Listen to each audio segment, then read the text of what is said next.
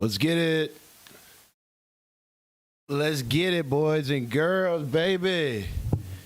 A little overcast day in Phoenix, Arizona today. Yes. Let's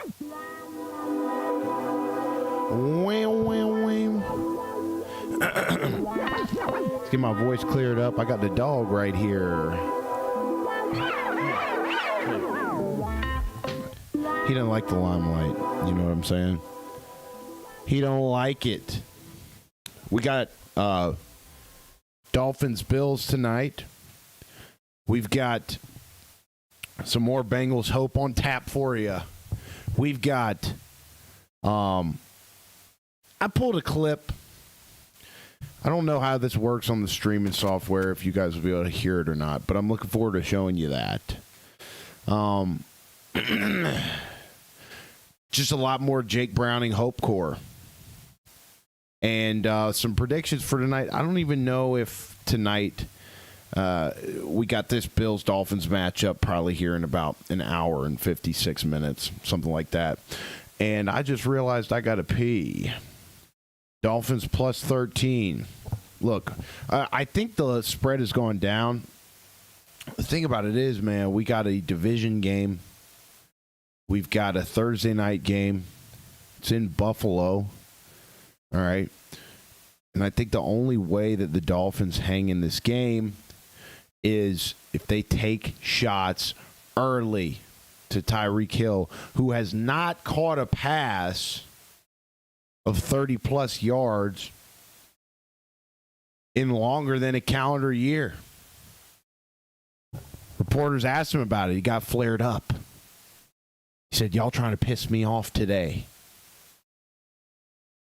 Are y'all trying to piss me off today? And, of course, the reporters backpedal. They're like, oh, no. If I'm a goddamn reporter, I'd be like, yes! Yes, I'm trying to piss you off, motherfucker. Go get you 30-plus. You're supposed to be a deep threat. Listen, are the Miami Dolphins destroying Tyreek Hill's storied NFL career? Did that arrest before the game last year affect Tyreek Hill and his career? People forget about that.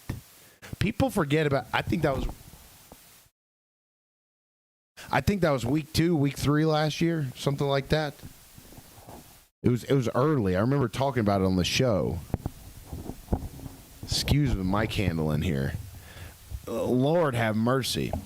I think it was, I can't remember if it was week 2, week 3. It was early last season where he got pulled over by a racist cop.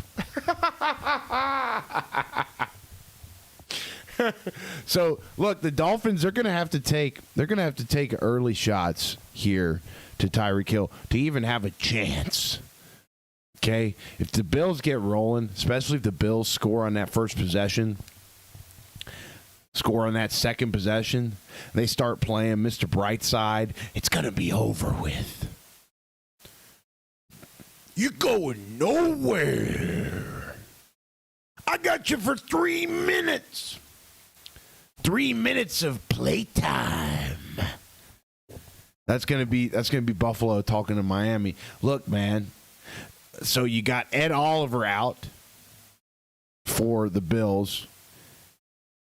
One of the best interior D-line pass rushers in the league. He's out with an ankle injury. Okay, you got a guy on Miami's team who's also out tonight, and his name is Storm Duck. Okay, Storm Duck is out tonight. I don't know what he's got, what's ailing him. Okay, but he's got a hell of a name. You got Storm Duck out tonight. Hell of a name. Don't know how somebody with a name like that could even be injured. Ever. He's probably got incredible rehab healing powers just because of his name. Storm Duck is out tonight. Also, another guy that I completely forgot existed, who's I didn't know was with the Dolphins, and I didn't know was out tonight, is Darren Waller. Darren Waller is out tonight, and he's a Miami Dolphin, and I did not know that. I did not know that he's a Miami Dolphin. I can't remember the last time Darren Waller was really relevant in football. It's been a couple years. Okay? A hell of a comeback story. You got a guy that was addicted to opiates, a guy that didn't even like football, a guy that would stay in his bed when he was playing for the Baltimore Ravens. He would stay in his bed instead of go to practice. He's a hell of a comeback story, and he had a couple years there with the Raiders where he was a real deal dog. Think he went to the Giants, didn't do nothing, didn't do much of anything there in the New York Giants. Kind of hard to do something there. I saw a pretty cool clip of Jameis Winston talking to a young fan in Dallas yesterday. And he was just telling him how courageous he was for showing up to Jerry World wearing a Giants jersey. And it was just a really encouraging interaction. It was a really sweet interaction. And it just goes to show, dude, we got to protect Jameis Winston at all costs. I had a lot of people approaching me at the last couple days at the gym. A lot of my gym family community members over at Red Hawk Academy approaching me and saying, look, the Bengals need to go out and get Jameis Winston. The Bengals need to trade for Jameis Winston, because if they do that, Jamar Chase is going to go for $5,000. It's just that simple. They trade for Jameis Winston, Jamar Chase is going to go for $5,000. And I got to tell these people, I got to say, look, it sounds amazing. You know, you see the edits, you see the ML football edits on Twitter. I mean, hell, those dumbass motherfuckers, they photoshopped, they cropped a Bengals jersey on Tom Brady the day that Joe Burrow got hurt. I said, why don't you take a little more salt and just sprinkle it in my wound with all this false hope? It's not false hope. It's actually a brain cell killing post to even send out. And these people make money doing this. These people, when Joe Burrow got hurt, I'm talking ML football. I'm talking all these spam accounts on Twitter. Dove Kleiman. God. Spare me, dude. Can you imagine that being your livelihood? What is the most clickbaity thing I can put on this post? It doesn't even have to be remotely true. What's the most clickbaity thing I can put on this NFL-oriented post? Nobody even knows who this guy is. I know the squealers when I see one, and why don't you take off your mask and show us all who you really are? Dove Kleiman.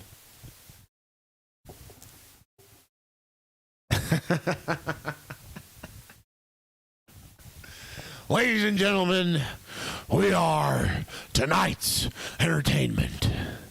Just like bust into Dove, like you just dox Dove Kleiman and you bust into his house or something and say that shit. That's not even his real name, though, dude. It's not even Dove Kleiman's real name. Okay? I don't even know why I'm calling him Dove Kleiman. Same with ML football. All these stupid JPA football, stupid fucking NFL spam bot accounts. Annihilate them all. The engagement farming. Sometimes you do get some juice from those accounts, but I mean, like sometimes Dove Kleiman will be the first motherfucker that I see breaking, other than Schefter, obviously. Sometimes my timeline's fucked. Okay, so sometimes when some niche NFL news is broken, Dove Kleiman's the first one that I see. Okay, and I'm not proud of it. Okay, in fact, I don't think I follow Dove anymore. He's just a shisty little rat clickbaiter. That's all he is. And it's not even his real name. I keep calling him Dove. That's all I got on him. Why don't you take off the mask and show us all who you really are? As if he's some Batman type figure, bro. A masked vigilante. Dove Kleiman. Okay, but ML football, I remember one time, I think it was when the Shamar Stewart shit was going on, before Shamar Stewart had signed his contract. And ML football had tweeted, Shamar Stewart going back to college. Bengals waste first round. It's the first round draft pick in NFL history that was wasted, and the Bengals wasted it. My buddy sent that to me like it was official news. And I was like, hey,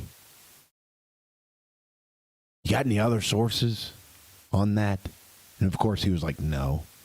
Because these motherfucking NFL clickbait accounts, all they do is spread fake news. Okay, so it really pissed me off. I was in my feelings. I'm out of my feelings about Joe Burrow and the Bengals now. The Bengals are all the way back. Okay, Jake Browning is better than Nick Foles. Jake Browning is going to lead the Cincinnati Bengals to a Super Bowl championship here this season. We've got the best offense in the league, and it's not even close. It's not even close. The Cincinnati Bengals will be your 2025-2026 NFL Super Bowl champions with Jake Browning at the helm. I don't care if Joe Burrow makes it back. Okay? I was sitting with my friend Sugar Sean O'Malley this morning at the coffee shop, and he did not. I've been wanting to talk about this Joe Burrow injury with anyone that'll listen the last couple of days, and I woke up hopeful finally this morning. And so my friend Sugar Shane sat down next to me at the coffee shop, and I told him about what had occurred on Sunday, and he did not know. He was like, "Oh, fuck, really?" I was like, "Yeah, but Jake Browning's going to take us to a motherfucking Super Bowl, baby." And he said, and Sean said, "Yeah, I was texting Joe Burrow the other day. I had no idea. I have to send him some good wishes." I said, "You're texting my sweet prince Joe Burrow? I'm getting an erection even thinking about that. I'm getting a boner even thinking about Joe Burrow being in my inbox. Yes, I'm gay for Joe Burrow, but now I'm gay for Jake Browning." And that's all there is to it. I'm fired up this morning. I woke up bricked.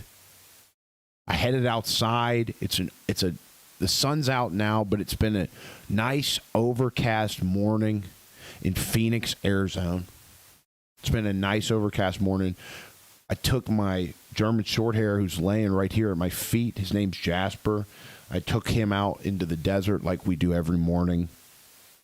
And it was raining. And it was probably 80 degrees. And it was beautiful. It was the first time I'd seen this dog running full tilt, running his ass off as fast as he can. And he's fast as shit. He's probably faster than Julio Jones. You know, he's a German Shorthair pointer. Saw this dog running full tilt in the rain. He felt amazing. And I haven't seen him run like that all summer because it's just too goddamn hot. Okay? But I popped up this morning. We got a goddamn stretch session in right out of bed. Right out of bed. And it was a tough session, too. And the thing about it is when you wake up, you have two choices. You can either pick up your phone and you can start scrolling and you can grab all that cheap fucking dopamine, but you got to pay for it later. You got to pay for that cheap dopamine later. Or you can go out in the sun, get some morning sun in your eyes, even if it's overcast. Even if it's overcast, it still helps you. Okay? And sit back in this motherfucking saddle pose, which is what I did. You sit back on your heels, and I'm 210 fucking pounds. First thing in the morning, sit back on your heels for 2 minutes straight and just suffer. Just put yourself in a mental torture chamber. But guess what? You guys remember how I mentioned that social media, that cheap dopamine, and then you pay for it later? Okay? When you do some shit like that, when you pop out of bed and you hop in that motherfucking saddle pose for 2 minutes and you're sitting there questioning your existence for 120 seconds straight, something magical happens. You do the opposite. You pay for it now, and then you get all this optimism later. And so I'm sitting here thinking that the Cincinnati Bengals are going to be the Super Bowl champs this year with Jake Browning at the helm. And there's going to be a whole entire quarterback controversy in the offseason because in Cincinnati, nothing's simple. Nothing's simple in Cincinnati. And you're going to see all these NFL teams vying for Jake Browning's services.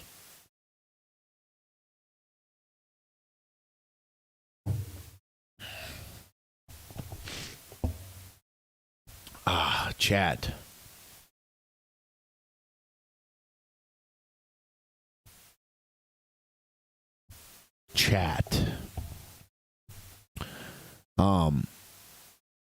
So that's where we're at.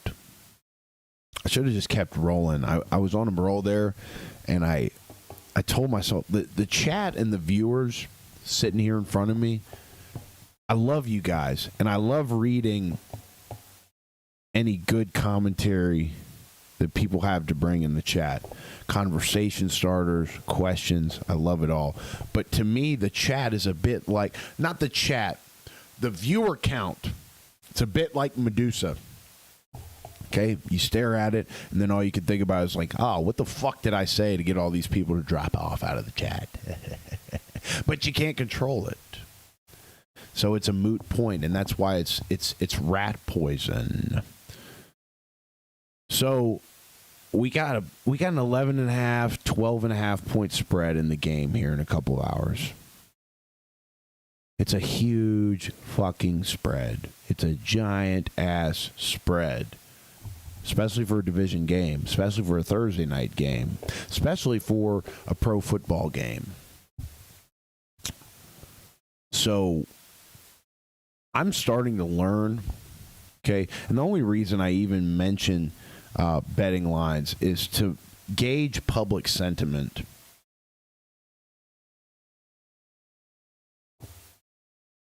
I'm not really placing that many bets.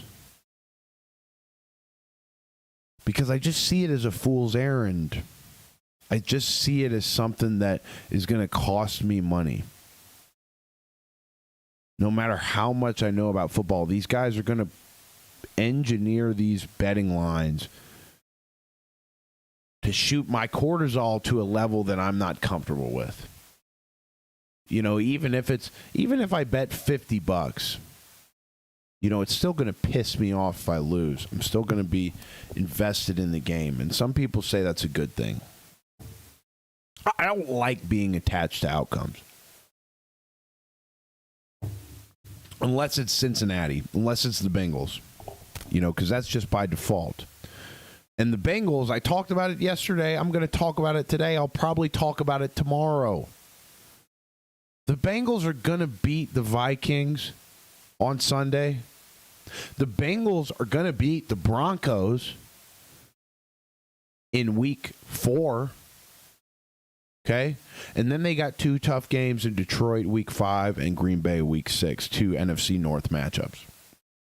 If we take one of those and through 6 weeks we come out at 5-1, oh, I'm going to be erect. I'm going to have a bit of a chub going. I'm going to be about half-mast if my Bengals through 6 weeks are 5-1 with Jake Browning at the helm. And I know we will be. Again, you look at the film. This guy, Jake, he steps in there and he commands this offense. He steps in there. He's got the build. He's got the aura. And he steps up there and he's just like, sling that motherfucker. Sling it up. I don't care if it's the ugliest games ever. My cortisol might shoot up. Like I said, my blood pressure might go high. I might get some cancer every now and then. But if we are winning football games, I thought about this yesterday. Everybody's like, oh, the sky's falling. Joe's out for the year. You know, another Bengals season wasted. If Jake Browning wasn't worth a damn, do you think he would have stepped in on Sunday in week 2 and led a comeback win like he did? And lead a ballsy-ass drive. I almost called it a nutty-ass drive. A ballsy-ass drive on that last series. Holy shit. When they had that 4th and 3, and I watched Jake Brown just chuck it up there, and it's Andre Yoshi against Travis Hunter one-on-one. I was like, God damn it. And then we get that flag, and it changed everything for us. It changed the game.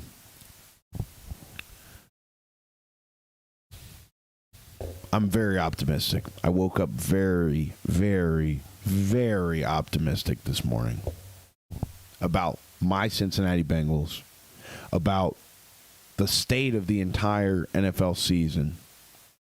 Okay? And I do think, look, man, you get Joey B. And I was talking to Sugar Sean O'Malley about this. Okay, you get Joe. He was the one that mentioned this, and I was like, damn, it's pretty crazy, pretty interesting to think about. You get Joey B a shot of some stem cells in that fucking toe. You get Joey B a shot of some peptides if, you know, I'm pretty sure that's not a banned substance in the league. Pretty sure stem cells aren't a banned substance. I keep looking at Medusa. I'm pretty sure stem cells, peptides are not banned substances in the NFL. You get Joey B a shot of some stem cells in his fucking big toe. You get him a shot of some peptides, which might be similar, if not the same thing, in that fucking big toe. Okay? He's going to be back ready to rock.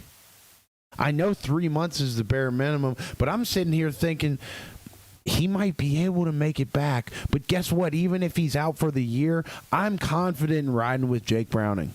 I think we all are at this point. I think this Cincinnati fan base has woken up and we've gotten a widespread shot of optimism this morning. I don't know what it is, but even the TikTok comments that I'm seeing on my videos today, all Cincinnati Bengals sports fans, the sentiment is feeling good today. I haven't gotten a single negative comment today on TikTok about Cincinnati's season. They've been all positive. We're riding with Jake. Jake is a dog. Jake's got big nuts.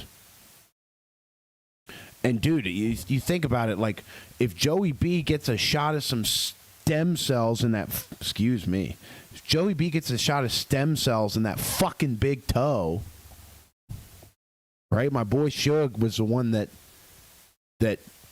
brought this idea to my attention. Stem cells. He got some goddamn stem cells injected in his piece a couple years ago. Oh, fuck. Get some stem cells in that big toe. We might be able to be back for week 16. I think there's a gauntlet of games late in the year for Cincinnati. I know there's a gauntlet of games. I just don't know what week they're in. It's Baltimore, it's Buffalo, it's Baltimore.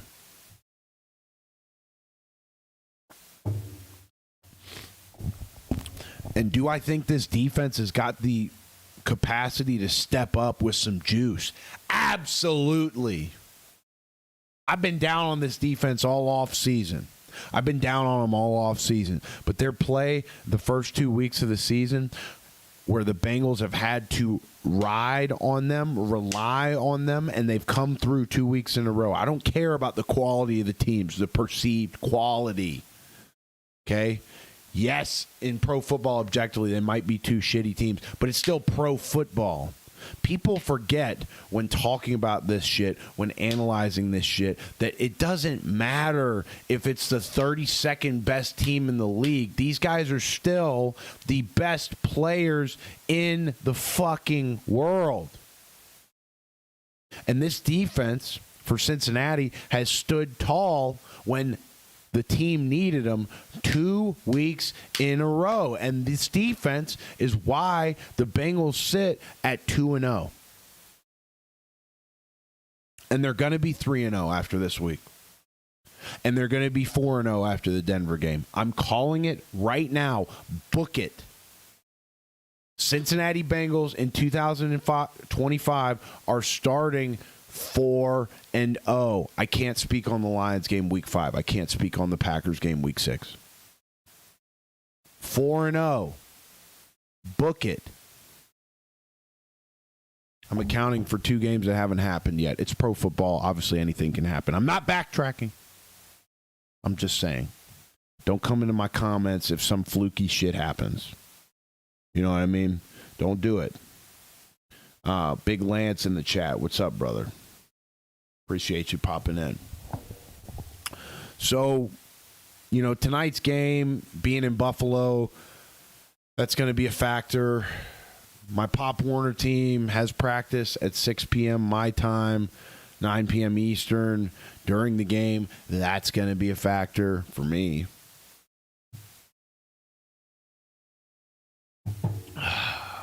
And it's gonna. I think the early part of the game is going to be the deciding factor. Is Miami going to come out with some juice and pound and hang in, stand in the box and bang, or are they just going to lay down on their back, belly up? Josh Allen, you're our daddy. It's going to be interesting because these division games, you just don't really know. Like you look at week 1, Cincinnati versus Cleveland, you just don't know. The discrepancy doesn't matter as much in division games because there's that mental,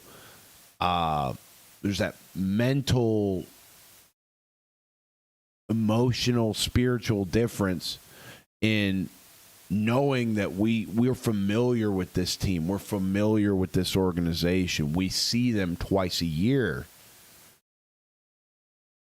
Excuse me. We see them twice a year. I think the reason I'm so jazzed today, boys, is because I had 2 coffees.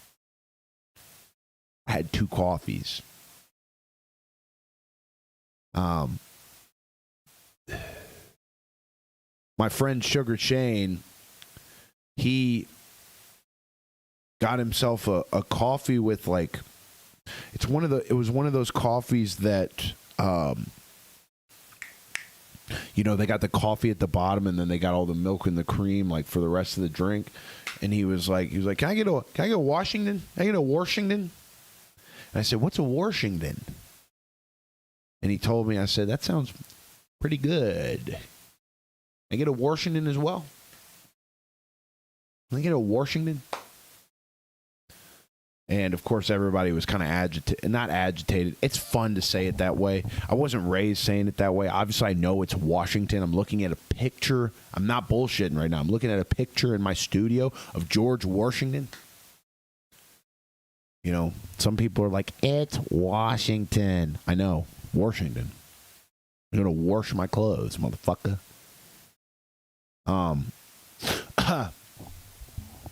So, I mean, I don't know if I have much more to offer than that on the Dolphins-Bills game. Obviously, Devin Achane will be a big factor. Obviously, Josh Allen, James Cook, big factors. Guys are rolling. You know, Josh Allen has got that check down connection with James Cook route.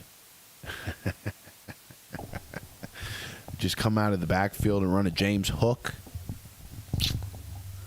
Throw that little check down. That motherfucker likes to go side to side and then work his way down the field, especially against shitty defenses.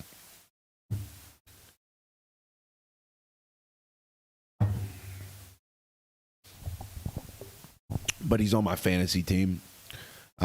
I've got two backs that split carries on my fantasy teams. Two great backs nonetheless. But I got Jahmyr Gibbs. I got James Cook. These motherfuckers split carries with David Montgomery and Ray Davis, respectively. Not good for me week in, week out, but we'll see. I mean, it's $50. It's $50, but I could put that on a Bengals Super Bowl future bet. And probably, what's the Bengals Super Bowl odds right now? I think it's like 80-1 or something.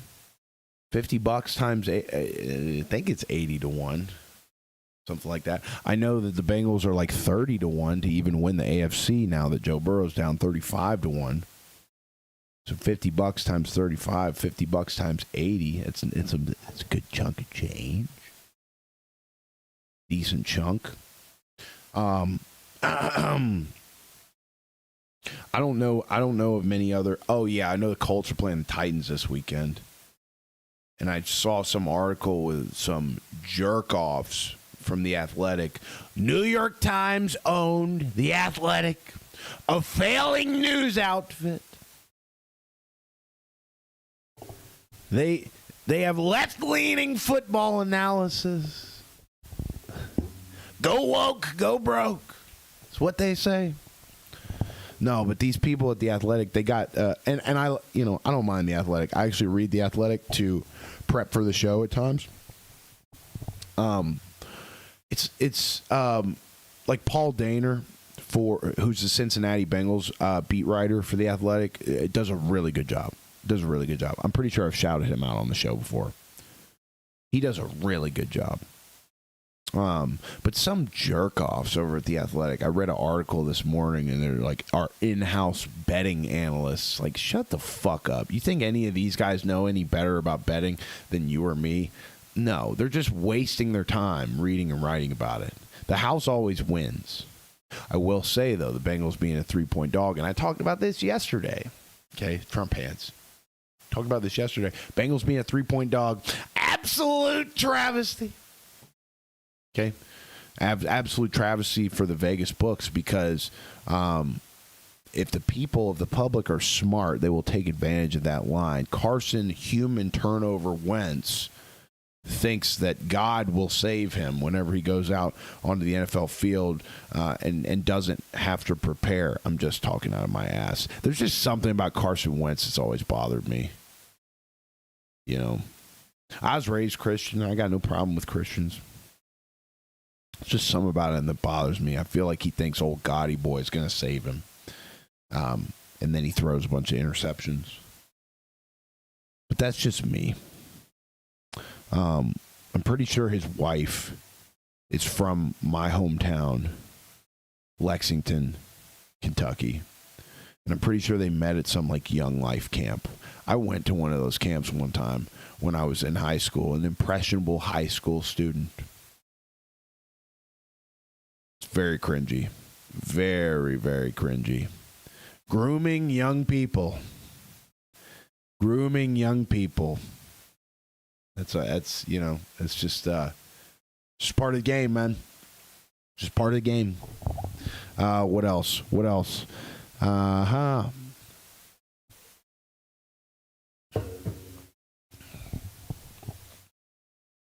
I don't know how I make some of these shows go an hour. I've only talked for 30 minutes. I feel like I poured my heart out today, you know?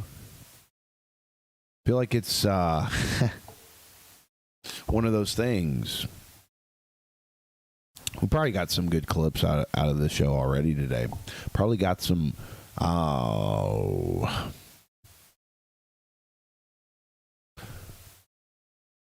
trying to think if there's anything else. I mean, I know about the Colts-Titans game.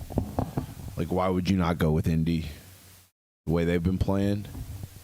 You know, you got Carly Ursay-Gordon eavesdropping on the goddamn play calls there in Indy. And my immediate reaction is keep females as far away from football as we can, but goddamn, the motherfuckers are winning.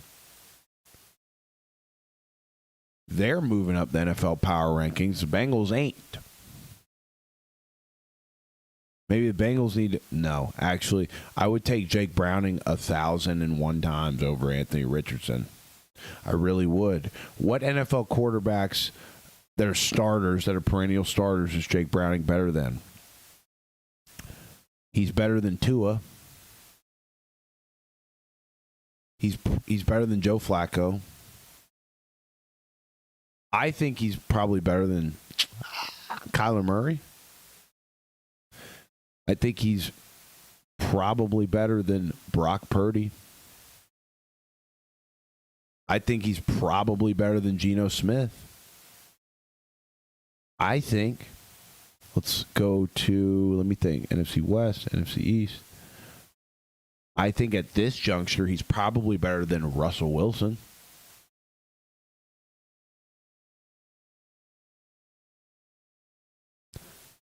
I really want to say he's better than Dak Prescott.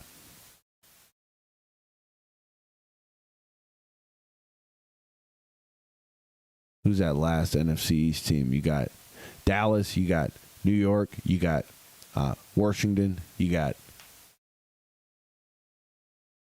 Who am I missing? Oh, Philly. He's not better than Jalen Hurts. The Jacob, my man, what up? So far, we think Jake Browning's better than Tua. We think he's better than Russell Wilson. We think he's better than Dak. We think he's better than... Brock Purdy for sure. Okay. Hesitate to say Daniel Jones. Normally I would, but he's playing football right now.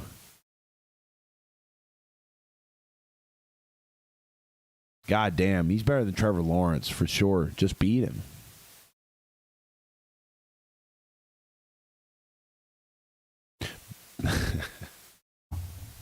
Better than CJ Stroud right now.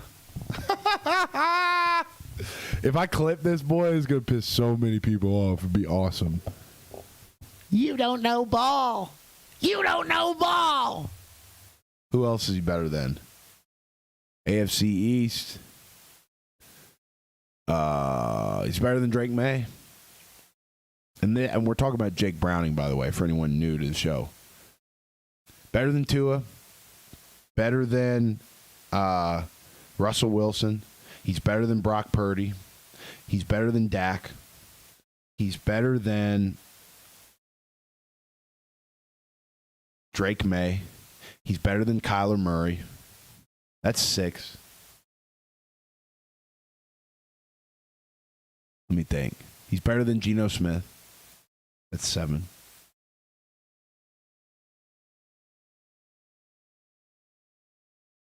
Just trying to think of all the quarterbacks off the top of my head. He's better than Justin Fields. Justin Fields is out.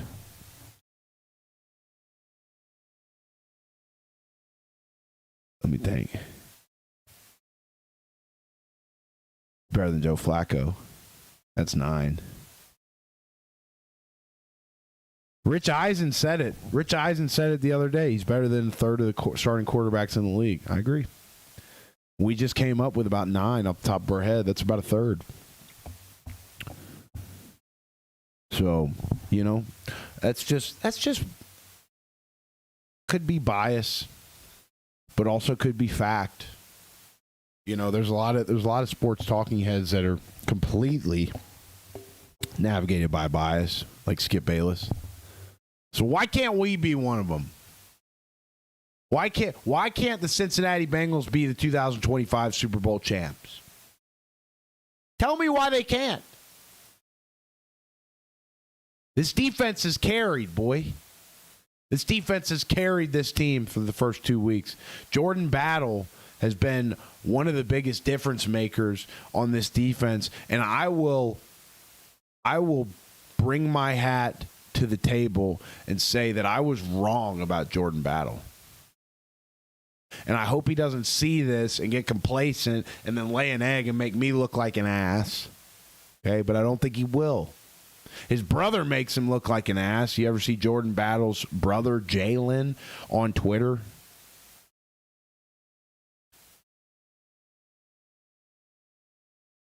Guy wiles out. I still don't know if he knows ball or not. He's definitely trying to get them impressions up with the shit he says. I'll tell you that much.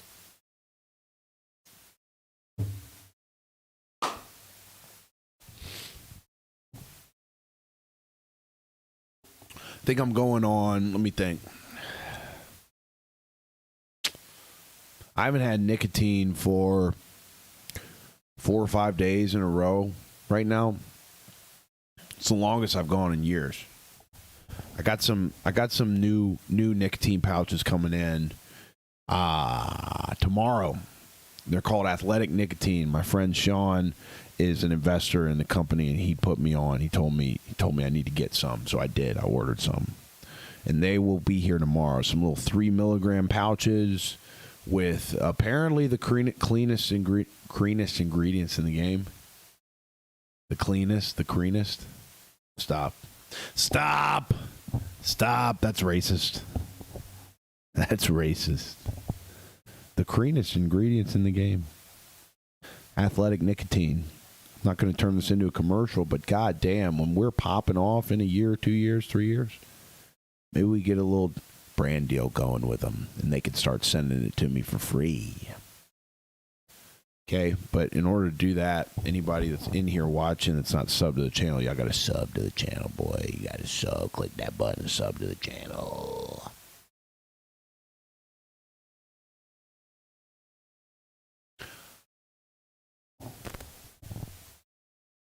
I keep getting this guy on my shorts feed. It's like a guy that goes live, and he's like his whole stream is like he's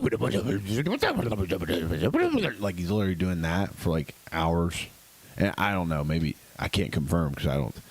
Can you imagine sitting there and watching somebody just talking about nothing like that for like hours, just rotting your own brain?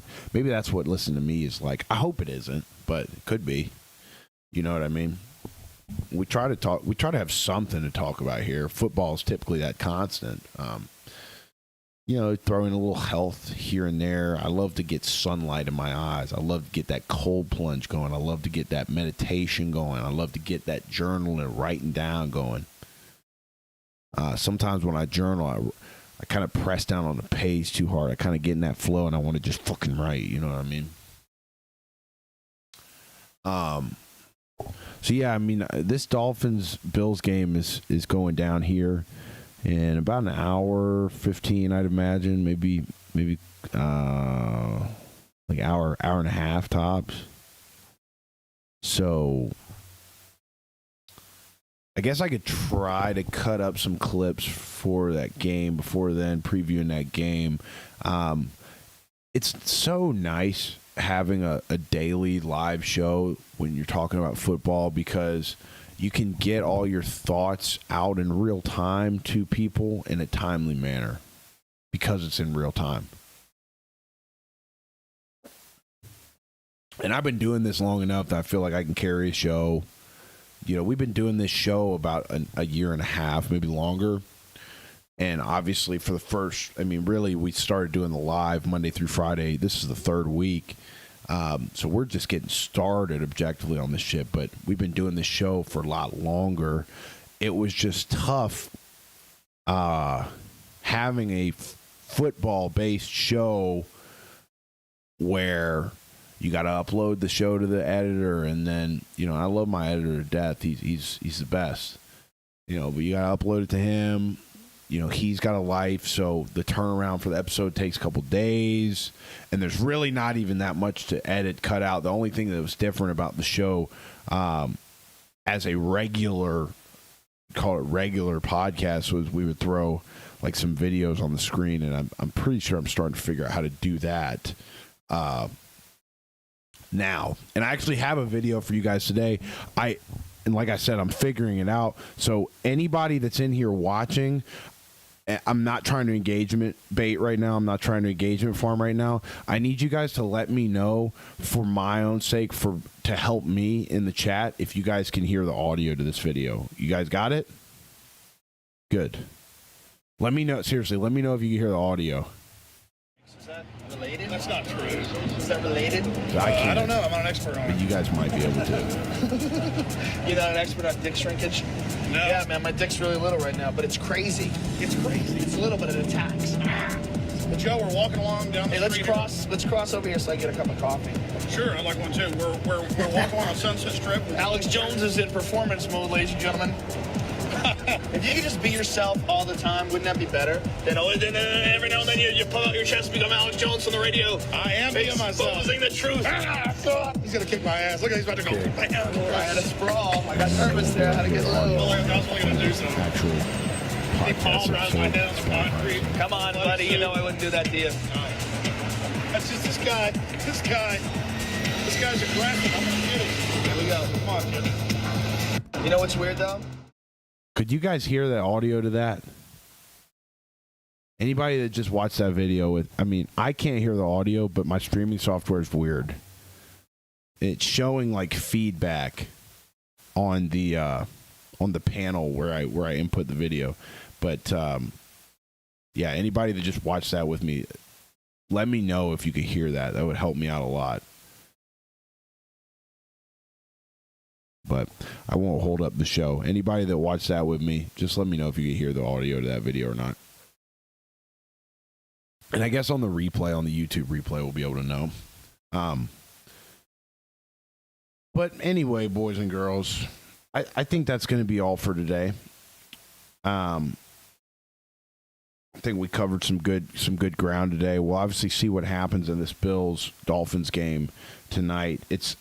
Again, you know, it's kind of a cop-out, cheap answer, but I think if the Dolphins are able to take deep shots early and get some hitters to Tyreek Hill, I don't know if Jalen Waddle's hurt or not. I feel like that guy's always hurt. But if they're able to get some deep hitters, make some big plays, take some shots, get some big chunk plays, you know, this might be a pretty close ball game. I think that spread is huge. 11.5, 12.5. I think that's a huge spread, but it is in Buffalo, so they always say in the NFL betting lines they skew 3 points one way or another depending on who the home team is. So I'd imagine if it was in Miami, it'd be closer to like a 9.5 point spread. But anyways, it'll be interesting to see how that game pans out. I'm going to try and watch as much of it as I can, but then, like I said, I got Pop Warner practice, so we'll continue to monitor the situation. If you're watching this and you're not subbed, this is the #1 fastest growing live football podcast on YouTube. So you better subscribe because you're going to see us again, and you're probably going to be regretful that you didn't jump on the wave when you did. You never know. There might be special benefits for people that jump in at the ground floor because this channel is the fastest growing live football show on the planet. With that being said, we're about to upload this episode to the audio platforms, and then we're going to go play some Madden live here on this channel. Play a game. We do so every day after the podcast. So, boys and girls, that's it. I believe this is episode 77 of this storied podcast, In the Jar. We're here Monday through Friday every day around 5 or 6-ish Eastern time. So pop on in, grab yourself a seat, and enjoy as we continue our ascent into the stratosphere. Love you guys, and God bless. We will see you tomorrow to wrap up the week.